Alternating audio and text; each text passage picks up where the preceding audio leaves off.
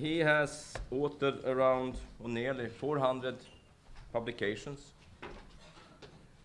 including 11 books. I just saw this on the page, so I think I added one book, one recent book that came out just so earlier. It was 10 books, but now it's 11 books.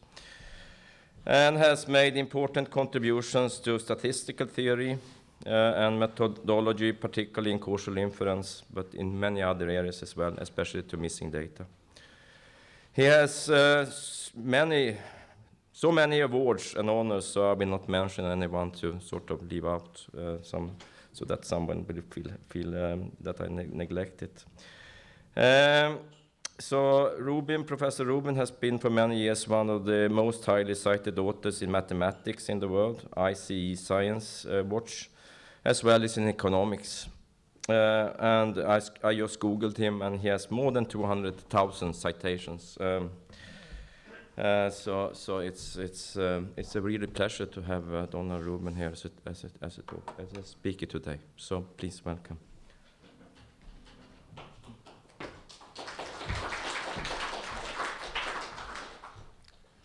Thank you all. Also to Per, thanks so much for the invitation to be here, and also for the past 3 days of his company, along with Sophie. I've spent a couple of days with him, and I've learned a lot. And actually, some of the things I've learned are also from last night, from the dinner. And so this presentation, which is called Essential Concepts for Causal Inference in Randomized Experiments and Observational Studies, I'll modify it a little bit as I go through to change some things to make it more appropriate for this context. This talk will be slightly philosophical, although not nearly as philosophical as the previous talk. It'll also have some history, and I think that one of the things that's important about the history that I provide is how recently randomized experiments have been used generally, and how recently they've been used in medicine. So that's the part that actually will be added, because it's not quite in here.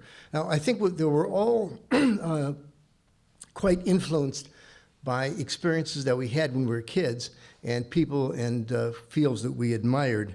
And when I was a kid, and 12, 13, 14 years old, I was really very interested in physics. Like a lot of kids at the time, I also kind of was interested in mathematics, but not really the mathematics for mathematics' sake. I was interested in the mathematics for the kind of problems it could solve. When I went to college, I went to college at Princeton, and at the time there was a guy there named John Wheeler, who was a relatively well-known physicist, probably one of the best-known American physicists. He just died maybe 6-7 years ago at 93 or something like that. And he's best known for two things. And this is relevant because my attitude towards causal effects and how you learn about them is obviously highly influenced by my experience when I was a kid. And this guy was a physicist, and he's best known, I think, for being credited with making up the name black holes. And he actually denied it. He said he was giving a lecture describing this phenomena where there was an object in space that was so dense that light couldn't even escape, and somebody in an audience bigger than this said, a black hole. And John tried to figure out who it was who said that, and he tried to find the guy afterwards and never found him. But he kept using the name black holes, and so if you look at Wikipedia, that's where, if you look up black holes, it's attributed to Wheeler, but Wheeler said no, it wasn't mine. The other thing that he was best known for is he was the PhD advisor of probably the most famous American physicist, Richard Feynman, who is a great character and very well known in American physics. But what they meant by causation and causal inference is you had to intervene. You had to intervene and do something. And because people started doing really serious experiments in physics in the early 20th century. Before that, they had some experiments that were going on, but there wasn't this clear idea of cause and effect. And the experimentalists probably got closer to it than most people, people who really did experiments. When I went to graduate school at Harvard, I took a course in experimental design with the Scottish statistician, Bill Cochrane, and I took this course in 1968, and it's classical experimental design, where what I meant by classical experimental design is you actually had factors and you randomly assigned units, objects of study, to different combinations of the factors. They were called treatments. And in order to claim that you actually knew what would happen if you did something, you had to do it. You had to actually intervene and observe the outcomes. And that was just a tenet of experimental design, just like it had been a tenet of my physics background, where actually you did experiments all the time, and then you observed the consequences of them. And when you did these things, one of the perspectives that was extremely clear was that there was a clear separation between the science, the object of inference, that was sort of the question you were trying to study, and what you did to learn about this science. So the science exists. Now, I'm not saying this is true. This is just saying this is an attitude. So the attitude is the science exists, like the stars exist or black holes exist. And then if you want to learn about it, you have to do something to learn about it. And in our own lives, we typically do more minor kind of experiments, but in big physics, you do things to intervene. And then you measure the science at certain points in time. And you measure aspects of the science at points in time. And an aspect of this approach that was consistent from the time I was a kid through this course with Cochrane is you use the same notation, representation of the science, no matter how you try to learn about it or measure it. So the idea is that how you measure something doesn't change what it was in the past. It had a value in the past, and then you intervene some way. Maybe you do a randomized experiment, maybe do an observational study, but the observational study or the experiment doesn't change what the truth was in the past. It may affect the future. And that's another aspect, is that no matter how we try to measure causal effects, there's always missing data. Why? Because you cannot go back in time and undo what you did. And that's an essential feature of physics. I mean, there are all sorts of stories about time travel, Back to the Future and all that, but that was all stories, and you didn't really believe that. Time marches on, and missing data always exists. You cannot go back in time is a tenet. And there's known as there's a Heisenberg uncertainty principle, which is quantum mechanics. There's a quantum mechanics, you can't measure velocity and momentum at the same point in time. There's a related idea called the observer effect, where the act of measuring something changes it. So in order to measure velocity or momentum or speed or anything like that, you have to bombard particles. You have to bombard particles with other particles, and the fact that you're bombarding them changes their position, changes their momentum, changes their velocity. So the act of doing something changes it. You can't measure two things in time. You can't go back in time to measure the thing again.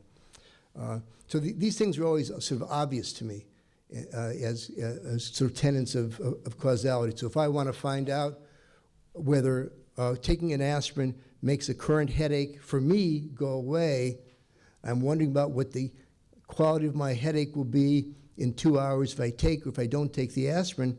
If I take the aspirin, then I get to observe what my headache will be if I take the aspirin.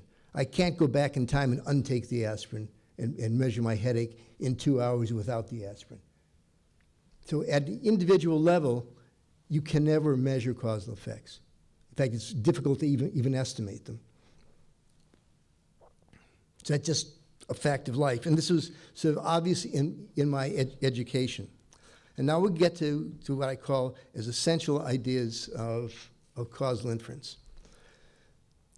Sir Ronald Fisher, in 1925, in the first edition of Statistical Methods for Research Workers, actually proposed doing randomized experiments, where you actually randomly assign units to different treatments. Don't worry, you actually do the randomization. And therefore, one of the things that consequence is you create balance distributions on all background variables, meaning variables that you could measure on all these units, objects, in expectation. Over repeated randomizations, you would see balance. Some recondite advice that Fisher had is that if you got a bad randomization, which is always possible, in fact, if you measure bad randomizations by difference in background covariates, if you have 20 background covariates and you consider a significant difference to be the 0.05 level, which is often done, if you have 20 covariates in expectation, one of the covariates will be unbalanced between the treatment and control groups. And the error of big data with genomic data with lots and lots of covariates, it's certain you'll have a bad randomization with respect to some covariates. So what should you do? Well, in fact, Fisher's advice, never written but spoken, this is through, because Cochran, who's my advisor, worked with Fisher at Rothamsted, said, yeah, you should re-randomize. You don't want to live with a bad randomization. But all the theory that was developed, the mathematics, all says, well, just randomize once. Because that's how the mathematics works out simply. So all the things that you read about t-tests and p-values, all based on one randomization. If you get a bad randomization, live with it. That's bad advice. And the reason why that advice was given was purely for the mathematical simplicity, and you couldn't afford to re-randomize because of computation. It may surprise some of you who have telephones, but in 1925, they didn't even have computers. And so you didn't have the ability to re-randomize thousands and thousands of times to try to get a good randomization. I think now there's no doubt that Fisher would say, yeah, re-randomize. And in fact, you can do the mathematics, but the usual distributions aren't the usual ones. So, and this another essential idea of Fisher's that was back in 1925 is if you want to assess a null hypothesis, which is really, there's no treatment effect at all, was the only thing Fisher really ever talked about. You hypothetically re-randomize for assessment. I'll say a little bit more about that later. It's a stochastic proof by contradiction. You know, Fisher was a really good mathematician, and so all this stuff was kind of obvious to him. And these hypothetical re-randomizations are really a special case of a Bayesian technique that I call posterior predictive p-values. A lot of Fisher's ideas were really very Bayesian, although he gave a different name to it, since he didn't like to call them Bayesian, he called it fiducial inference. But it's very, very similar. Well, it's also true that Neyman was also very Bayesian in certain ways, but that's another topic. And Fisher really understood this idea that causal effect is comparing something that you can see, because you did it in the past, with something you can't see. So the example I gave of taking an aspirin or not, and I want to compare the strength of my headache in 2 hours, I either get to see it with the aspirin or I get to see the strength of my headache without the aspirin. And so you're comparing something you can see with something you cannot see. And the jargon that I like to use for that is something that Neyman made up. I'll get to it in the next slide. Jerzy Neyman of Neyman-Pearson, called potential outcomes. And he did that in 1923. When was Woodward, by the way?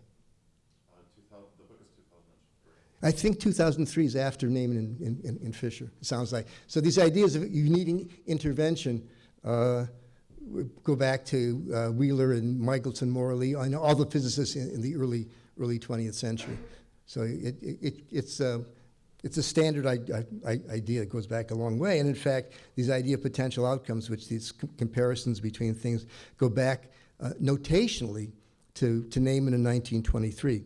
But Fisher obviously had this in his mind when he was talking about randomized experiments. In fact, he has this quote from 1918 that says the following: if we say this boy has grown tall because he has been well fed, we're not merely tracing out cause and effect in the individual instance. We are suggesting that he might quite probably, horrible English, might quite probably have been worse fed, and in that case he would have been shorter. So we're measuring his height now, that's the outcome. If he's well-fed, he'd been well-fed in the past, that's why he's tall. If we go back in time and feed him poorly, then he would have been shorter. So he's clearly viewing the causal question, the causal effect of being well-fed versus worse-fed as being height at the same point in time now. It's a missing data problem. So this is not a new idea. The idea that cause and effect have to do with a missing data problem. But remarkably, Fisher had no notation for these concepts, either in 1918 nor in 1925, nor in any of the future editions of his book. There are other things that I should say that I think are essential concepts that Fisher had. Fisher not only was a great mathematician, but he had tremendous geometric insight. The reason why, maybe one of the reasons why he had tremendous geometric insight, he was essentially blind. And so he imagined everything all the time. And then he had people write it down for him because he could barely see. In fact, Cochrane tells a story when they were on Gower Street in London, when Cochrane was a young man and Fisher was maybe 40 years old, and Cochrane was supposed to take Fisher across this very busy street to go to dinner. And he had him by the arm, and Fisher at one point got very impatient and said to Cochrane, "Oh, come on, Fisher, let's go. A little natural selection never hurt anybody." So Fisher had a sense of humor, but often not. But the notation to actually talk about under one treatment you observe this, under the other treatment or intervention you observe the other thing, was due to Neyman in 1923. Neyman in 1923 was writing a thesis somewhere in Poland, and he called these two, like the quality of your headache with aspirin and your quality of your headache without aspirin 2 hours earlier. He essentially called them, I call them potential outcomes. In the context of this article, he was talking about an agricultural experiment where there was yield of different plots of land. So the units were plots of land, and you randomly assigned a unit to one treatment or another treatment. And the yield on that plot of land under one treatment was Y1, under the other treatment was Y0. So Y0 are the array of potential outcomes under the control treatment, let's suppose, and Y1 are the array of potential outcomes under another treatment. Now, this notation, the setup, implicitly made an assumption that I call stable unit treatment value assumption. Did that in the 70s. But Neyman did really understand, using this notation, that you cannot observe both on any one unit.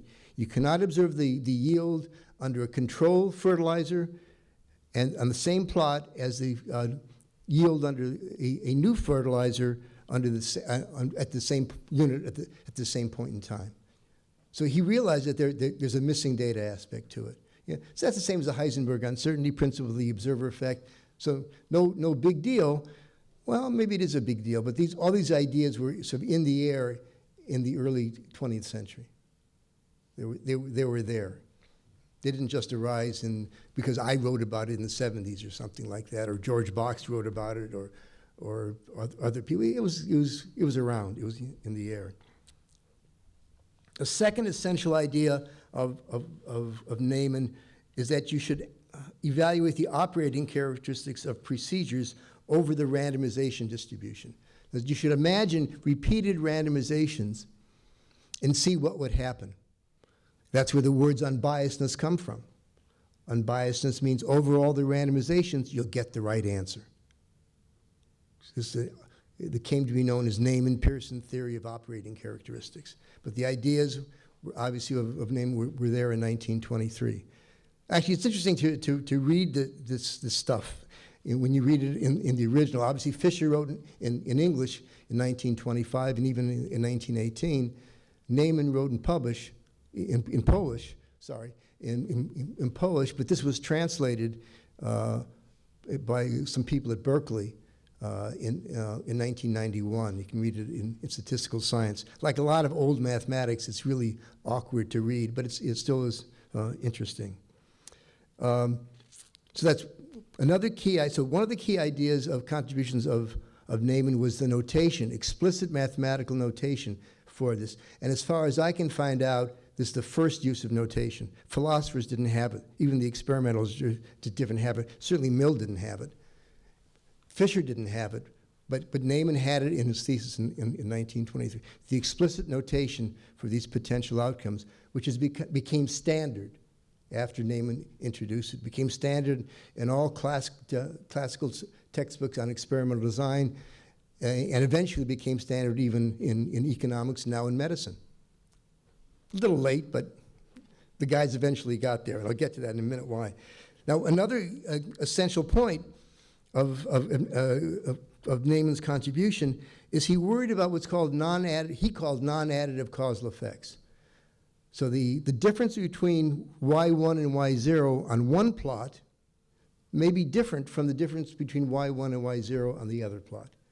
So the effect of the new fertilizer may not be to add 10 kilograms of yield to each plot. If it does, it's an additive effect on that scale, on the raw scale. It's called additivity. And what that means, if it's not additive, there'll be a non-perfect correlation between the potential outcomes. Now, that non-perfect correlation, you can't estimate from data ever, because you never observe both of them. At least you never observe the partial correlation given covariates. And Neyman worried about that. And because it actually affects the finite population inference. You all know about confidence intervals. So why did Neyman define a confidence interval to be at least its nominal coverage? That's the way it's defined. In 1934, JRSSB paper, Neyman defined a confidence interval to have at least its nominal coverage. So a 95% confidence interval is an interval that covers the true value at least 95% of the time.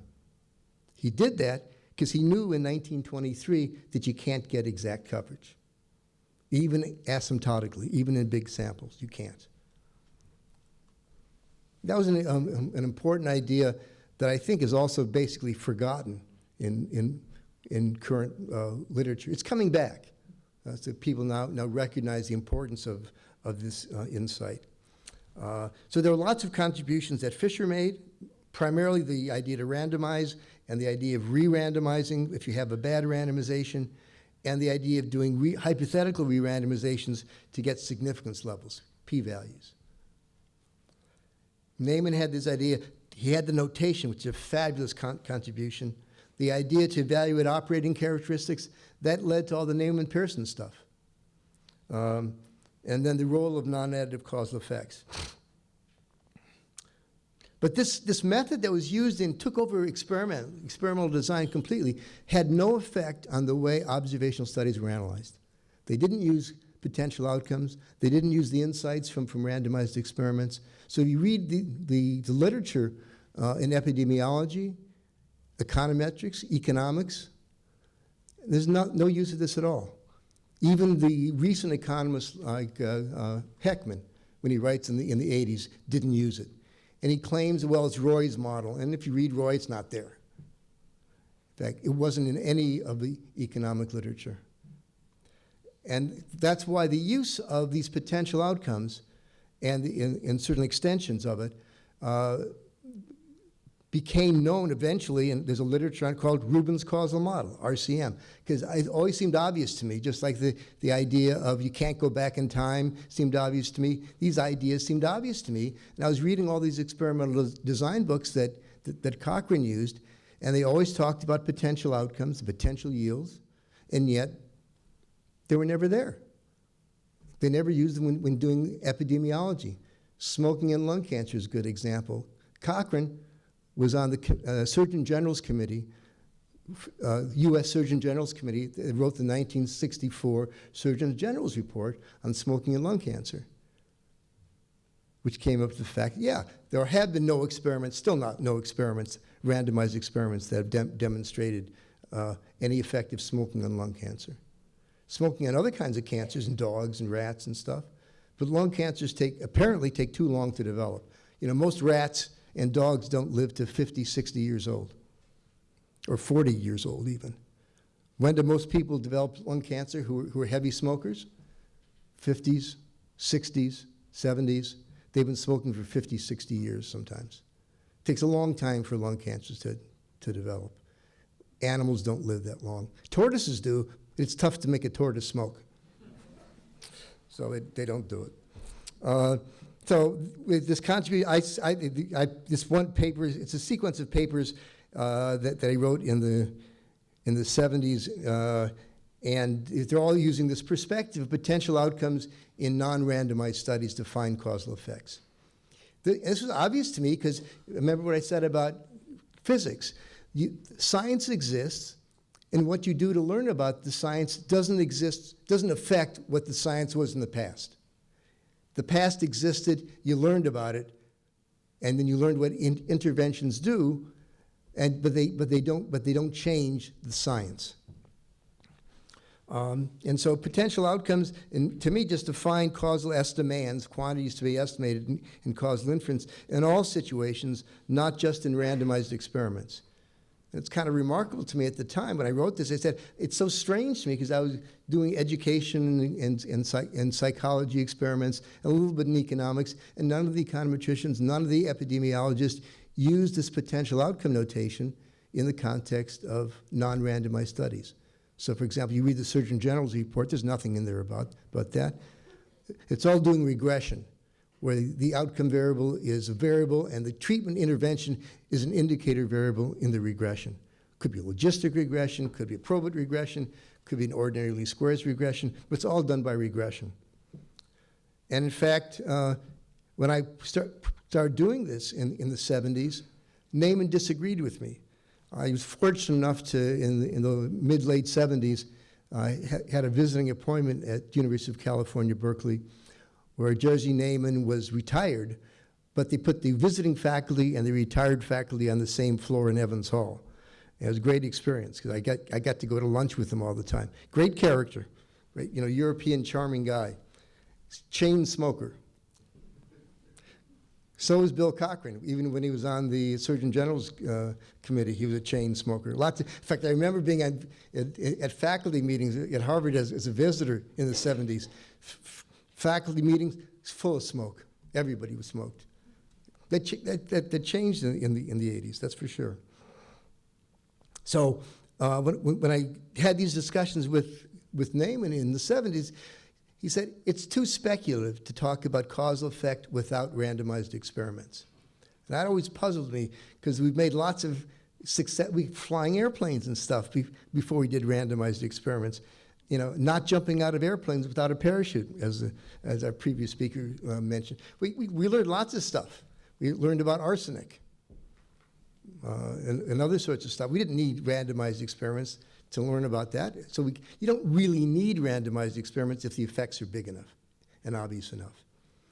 But Neyman really disagreed. He said it's too speculative to talk. And I'll have something to say about that later as well. Okay.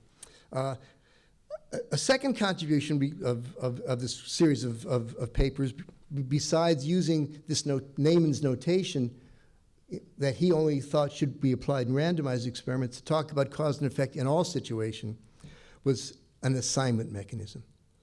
Remember I said that there's a clear separation in science, in physics at least, back then, between science and what you did to learn about the science. An assignment mechanism is one that says how some units got assigned to one treatment and other units got assigned to another treatment.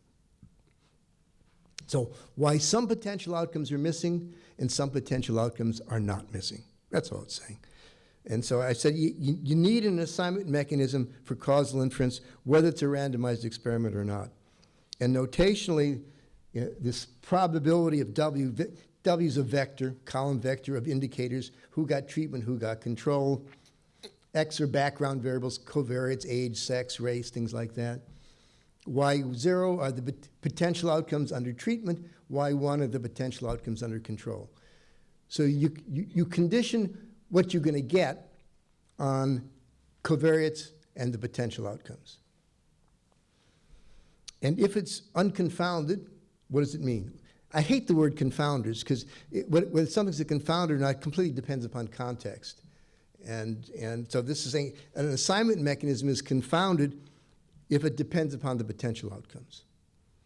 In fact, if you look in economics, Roy's model, written in the 1956, I think, by a paper by Roy, was all about people making choices. And the occupational choices they make are designed to maximize their income, for example. So Y could be income in a particular job. Y0 could be income in a control job, being a shoemaker. Y1 could be your income if going to college. And people make choices based on comparing these potential outcomes. And that's confounded. And that's the big advantage of randomization, is it creates unconfounded assignment mechanisms. This is from my 75 paper. So the idea is that you don't make assignment decisions based on what you think is going to happen in the future. That right away reveals why medical research using observational data can be so difficult. When you go to a doctor, you don't ask the doctor, flip a coin to decide what to give me. You talk to the doctor, and you and the doctor make some decisions, and you hope the doctor is going to make a good decision. So what the doctor is implicitly doing, sometimes maybe, if he's really good, maybe even explicitly, is comparing your potential outcomes under one treatment with your potential outcome under another treatment. And he chooses the one that he thinks is best for you. At least that's what you hope he's doing. You hope he's not choosing the one that's bad for you. If you want to see what, that in economics is called Roy's model. Okay? So that's life. So that's how we make our life. Why did you come here rather than stay home this morning? Presumably you said, well, I'll get more out of coming here and listening to these guys babble than I would staying home and having a larger breakfast. Okay, so you made that choice. That's why you're sitting here rather than eating more food. Okay. So this idea of being an unconfounded assignment mechanism is critically important. There's also a more complex version of this called ignorable that has to do with insequential experiments when you're making a decision based on the observed outcomes from previous units. So you do this with rare diseases. One of the extreme examples of that in the statistical literature is ECMO, extracorporeal membrane oxygenation, which was done for infants with this, born with an inability of their lungs to oxygenate blood. And they cut carotid artery and bypass through an oxygenation, all sorts of other complicated stuff. Another contribution of this work, actually in 1978 in the Annals of Statistics, was you can add to this assignment. See, look at one thing that's neat about the assignment mechanism is there's no modeling of the data. The only model that occurs is the randomization that you were doing or the assignment mechanism. And in a randomized experiment, you know what you did. That's known. So someone who says, oh, there's only a minor difference between observational studies and randomized experiments, that isn't true. It's mathematically precise. It doesn't mean you can't do causal inference in observational studies, but it means you have to speculate about the assignment mechanism, which is fine.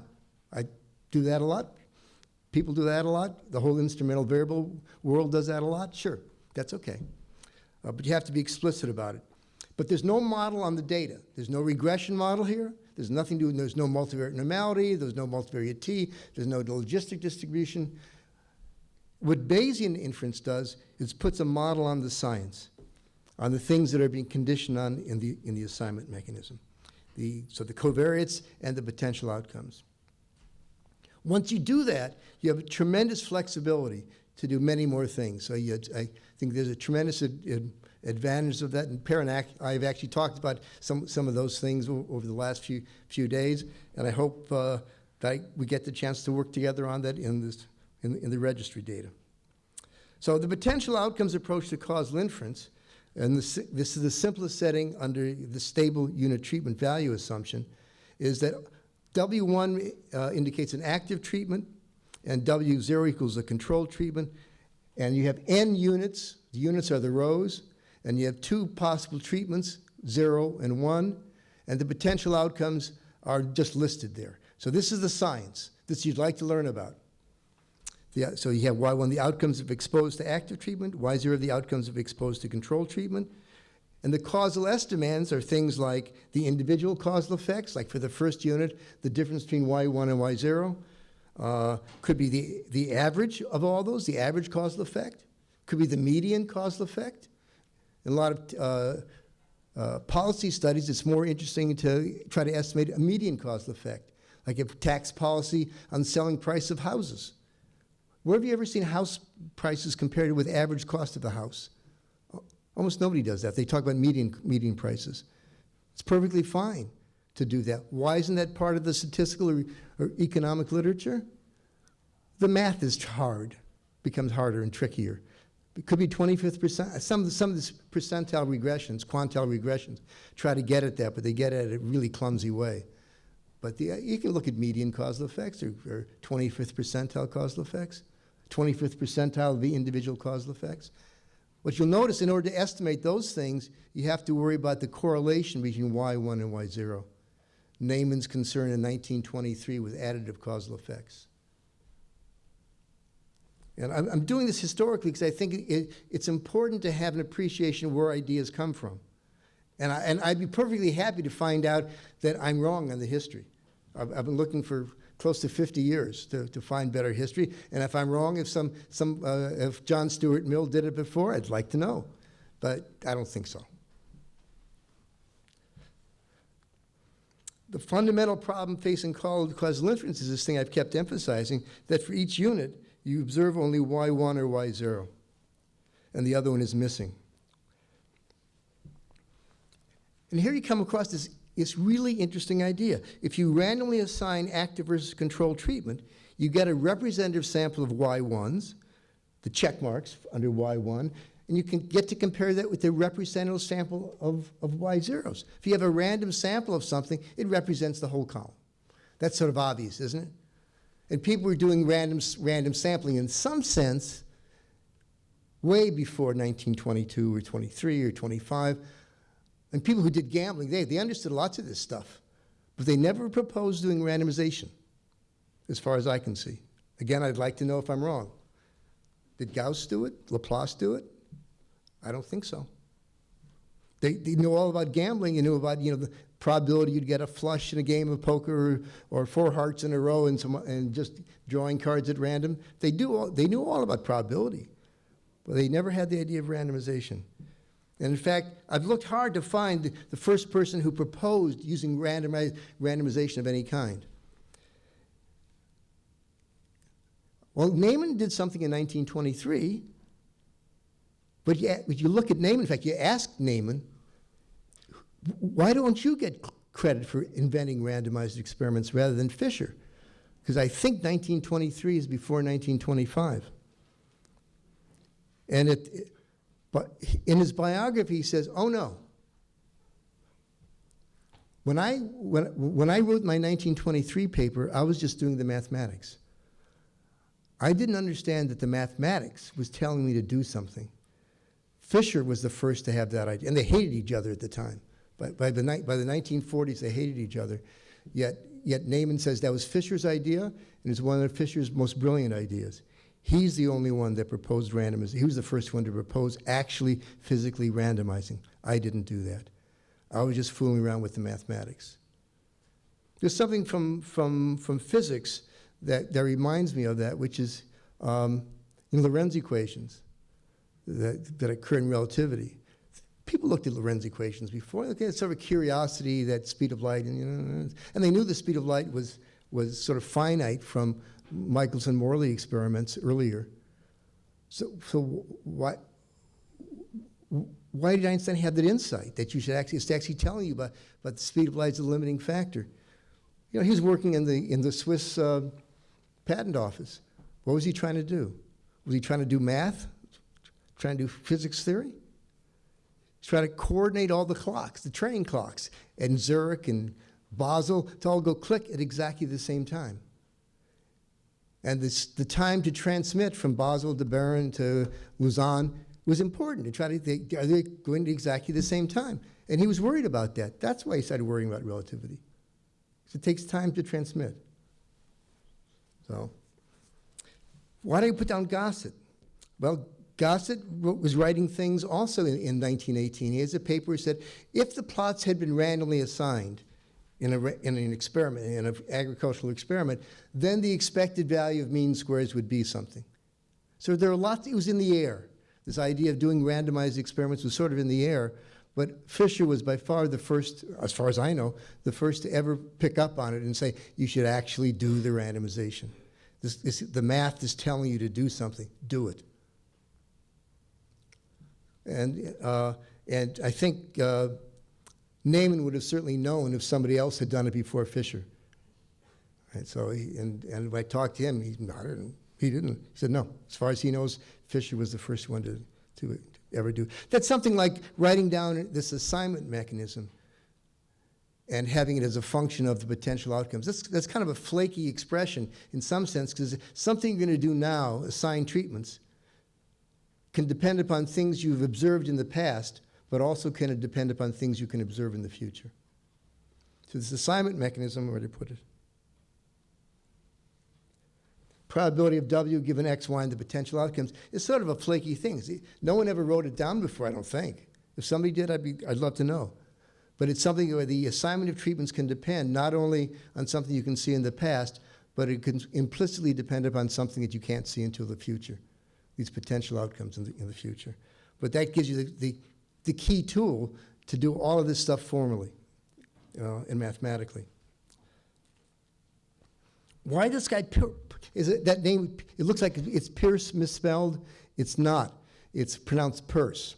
And he was an American philosopher. His father was a Harvard mathematician, and he was, at the time of William James, as a psychologist. And he actually proposed doing randomization in the context of a psychophysical experiment. But it wasn't for the purpose of inference. It wasn't for the purpose of removing bias. It wasn't for the purpose of doing hypothesis tests. It was for the purpose of somebody couldn't guess whether the next weight coming up was heavier or lighter. So he's doing this experiment to try to determine, do people think the next weight is heavier if it's preceded by a lighter weight or a heavier weight? And you can read about that in Peirce's stuff. It's also in Steve Stigler's History of Statistics books. So you can, but Peirce actually had some discussion of randomization. He probably anticipated random sampling in surveys before Neyman wrote about it in 1934. Neyman wasn't aware of it. I wasn't aware of it back then either. I'm going to skip this. I think there's well, maybe I'll say something about it.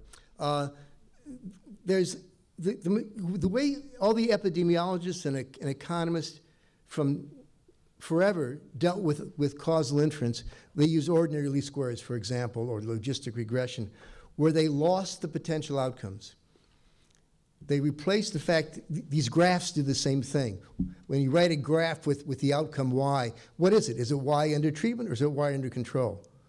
Well, what real is, it's the observed value of y. And they'd start drawing arrows to make it all go away. Well, in that arrow plot that we saw earlier, where was the correlation between the potential outcomes? That affects the inference, for sure. Neyman showed that in 1923. Where was it in the graph? It's gone. Well, the epidemiologists doing causal inference, they lost it too. They're not any better. The psychologists lost it. Economists lost it. They all wrote y-obs, the observed value of y, which is an indicator times y1 plus 1 minus the indicator times y0. So it's the observed value of y, which is the treatment value if the guy got treated, and it's the control value if the guy got control. Now, what does that do? Well, then you have to put W in some regression somewhere, and then regress the outcome on y. But you've lost the ability to even write the importance of the correlation between the potential outcomes. And also what it does is this quantity, y-obs, is that science or is that the assignment mechanism? It models them. I thought that I learned from physics when I was a kid, you shouldn't model the science and what you do to learn about the science. I thought that the whole idea of intervention was you keep them separate because the science exists, it's back there, and then you have to do something to learn about it. So what is this? It's neither one. It suppresses key insights. It's a retreat to confusion, yet it became standard in biostatistics, economics, epidemiology, everywhere. And even great statisticians like Fisher made mistakes using this note. Why didn't Fisher use this notation? He never used this notation, potential outcomes. Why? I've talked to David Cox about this. And I think it's because it was Neyman who made up the notation.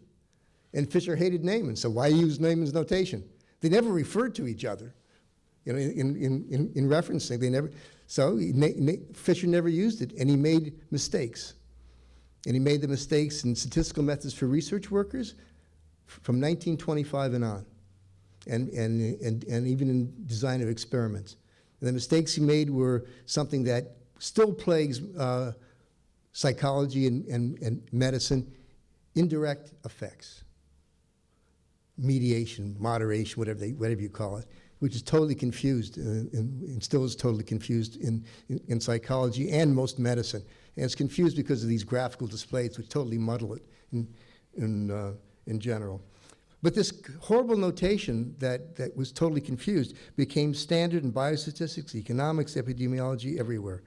And even great statisticians, Fisher, Cochran, Cornfield. Cornfield was the guy, probably the major guy in the U.S. on smoking and lung cancer. Very smart guy who was an epidemiologist. Confused themselves using this notation. And one reason we said, why did people get so confused? Why didn't anyone think of randomization before Fisher did? If Fisher did it in 1925, you'd think it would go back to the Greeks or the Egyptians. I mean, hell, they could measure the circumference of the Earth within a few hundred meters by measuring shadows from pyramids. They knew the Earth was round, so they weren't stupid. But did they ever propose randomization to learn about effects of things? No. So does it really take until the 20th century before anyone had the realization that taking a random sample of one set of potential outcomes gives a representative sample? Well, I think one reason is human beings are not wired correctly to understand experiments or randomization. And I think the reason for that is that sloppier statistical thinking in the past could lead to more success than misapplied careful thinking. I call this the hunter's paradox. Sometimes it's called gambler's paradox. So suppose going north to hunt was more successful than going south. So that you went north and 60% of the random time you were successful. Going south, 40% of the time you're successful. So a careful data mining tribe noticed this and went north 60% of the time and south 40% of the time. And then there was another tribe that was statistically naive and totally retarded and ignored this. Said, sometime I go one way, I eat, sometime I go the other way. I'll always go the way where I eat most often. So they went north all the time. Which tribe ate better? The tribe that went north all the time, or the tribe that went north 60% of the time because they had data that suggested that was good, or the tribe that went south 80% of the time? The tribe that went north all the time, because they ate well 60% of the time. The tribe that went north 60% of the time and south 40% of the time, assuming it was all random, ate well 0.6 times 0.6 plus 0.4 times 0.4, or 52% of the time. So if you're going to survive, it's better to ignore data. That's what this suggests. Of course, that's not really what it suggests.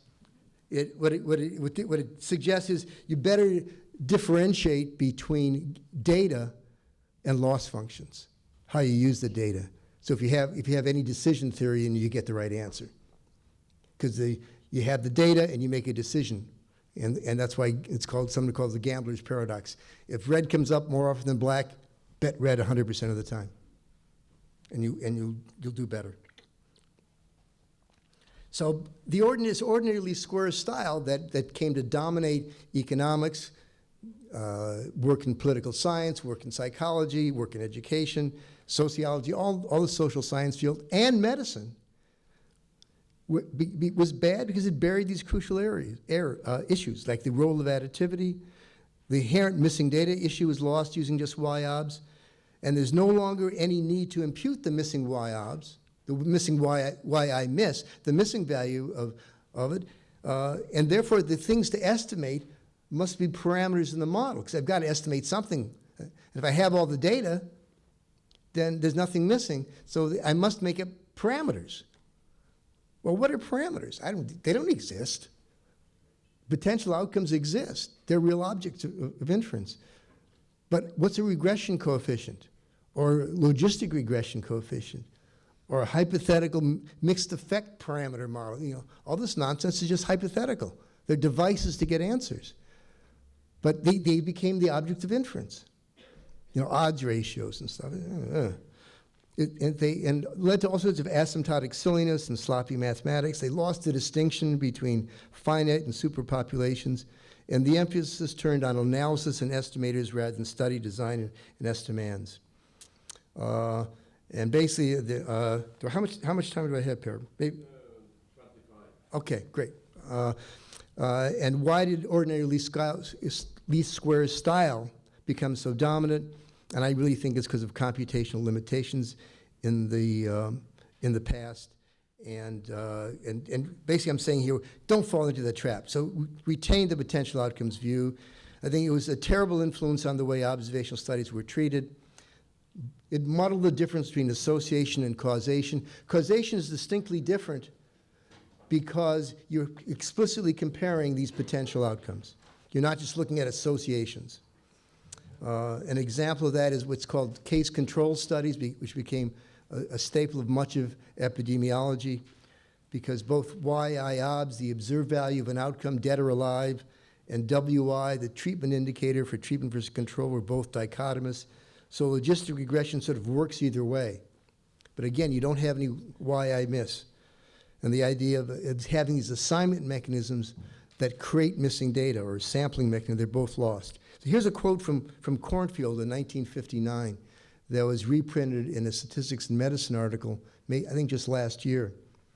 But this is Jerry Cornfield saying, "We now consider the distinction between the kinds of inferences that can be supported by observational studies, whether prospective or retrospective." Prospective means you gather, I think, like the kinds that were described earlier, where you look forward. You say, I'll match people on treatment control, and then I'll see what happens in the future. Retrospective, like the case control. I get a bunch of people with the disease, a bunch of people without the disease, the cases and the controls. I'll match them up and look to see what they were exposed to. That works well for rare diseases, but it's an extremely weak form of inference. You saw that in the pyramid that was put up earlier. They're down low in that pyramid, the case control study, because they're not as good as prospective studies, even though both are observational. So what Cornfield is saying here, we now consider the distinction between the kinds of inferences that can be supported by observational studies, whether prospective or retrospective, and those that can be exported by experimental studies, by randomized experiments. That there is a distinction seems undeniable. So there's got to be a distinction between non-randomized studies and randomized studies, but its exact nature is elusive. Well, let's look at that again. There's the assignment mechanism, unconfounded. Randomized assignment mechanisms, they can't depend upon the potential outcomes. That's not undeniable, it's not elusive, it's just sitting there. But Cornfield didn't see that in 1959. And the other things he wrote, and neither did Fisher. They got confused. Yes? I had it was something wrong in the program. Okay. We should really end at 10:15, but so if you could sort of wrap up. Fine. I mean, we can adjust. Okay. But just so Fine. that we get some coffee. I missed that. Okay, no problem. Yeah, there's one more thing that I wanted to say about the importance of these experimental design courses, like the course that I took from Cochrane, Classical Experimental Design. These experiments with lots of factors are becoming, the concepts underlying them are becoming more and more important with, quote, big data and registry data. The idea, for example, one thing I worked on a couple of years ago, which is sort of medically related, is you want to convert stem cells to beta cells. Beta cells, pancreatic beta cells, so you can cure type 1 diabetes. They know the process. It takes about 10 steps for the conversion to take place. But these 10 steps involve lots of different things. Each step involves temperature, different chemicals, different environments, and you're trying to convert them because you now want to implant them in people. Well, so if you have, each factor has 5 levels. So you now have 10 to the 5th. That's a big number. You can't even contemplate doing a complete factorial experiment on them. Because 2 to the 10th, is 1,000. So 2 to the 5th has got to be 1,000,000 or more. Well, you can't do 1,000,000 experiments. You wouldn't have time. You wouldn't have the people to conduct them. Even though these experiments are done with little wells and trays and where you spray various things in, you can't possibly do them. So the understanding of classical experimental design is really important and important for medical studies and for many medical studies now with lots of factors, which you now have the ability to look at. Even though they are observational data, you can conceptualize the observational data as if it has arisen from a randomized factorial experiment. And I think that's a lot of the future is going to be based on doing those kinds of studies. So this is just a final slide that I think you should design observational studies to approximate randomized trials.